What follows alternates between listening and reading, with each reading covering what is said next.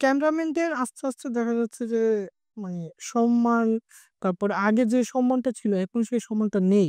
এটার কারণ কি মনে করছেন আপনি? ক্যামেরাম্যানের সম্মানটা আপনার আগে ছিল আপনার ওই জায়গায় এক কথা বললাম, আগে তো আপনার ওই মনিটর স্ক্রিন তো দেখা যেত না। আগে তো সম্পূর্ণ ক্যামেরাম্যানের উপর থাকতো। হ্যাঁ? ডিরেক্টরও তো ক্যামেরা চালাতে পারত না। ক্যামেরাম্যান যা শট নিবে ওইটাই শট।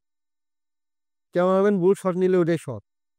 যখন 35 এ যখন শট নিত তখন অ মানে আমি কথাটা আবার রিপিট করলাম।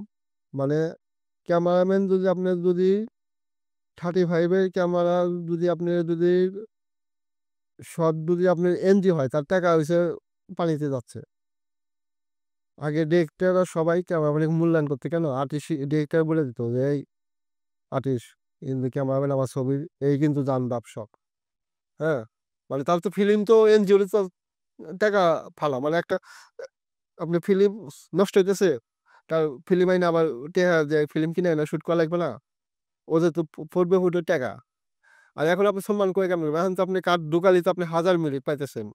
এখন চাইলে তো আপনি তো ক্যামেরা রোল দিতে পারবেন। তো আপনাকে লাগবে কেন? এজন্য সম্মানটা কমে যাচ্ছে। এখন তো ওই এটা তো ওই ফেভারটা থাকবে না। ওই ফেভারটা থাকবে না। কেন? যে আগে তো ক্যামেরা নির্ভর ছিল, আর্টিস্ট ছিল, সবাই ছিল। এখন আপনার ধরেন মোবাইলেই ক্যামেরা। মোবাইলে আপনার কি ক্যামেরা লাগবো? হ্যাঁ?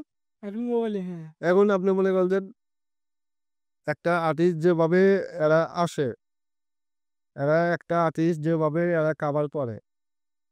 এখন বাংলাদেশে বলেন, ওয়ার্লডে বলেন,